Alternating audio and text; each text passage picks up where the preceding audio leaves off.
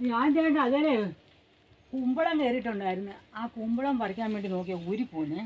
ശരിക്കും വിളഞ്ഞെന്നാൽ ഇതാ കറിക്ക് പരുവും ഇതാണ്.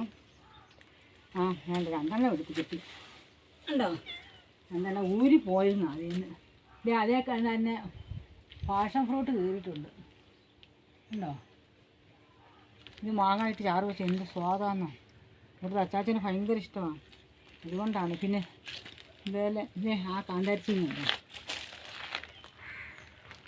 കാന്താരിച്ചീനി ഇതേ കരിയാതെ കൊണ്ട് വെച്ചേക്കാം. കരിയാപ്പും തൈ കൊണ്ട് വെച്ചിട്ടുണ്ട്, തക്കാളി വെച്ചിട്ടുണ്ട് ഉണ്ടോ. ഇതിനകത്ത് തന്നെ വെച്ചിരിക്കുന്നുണ്ട്.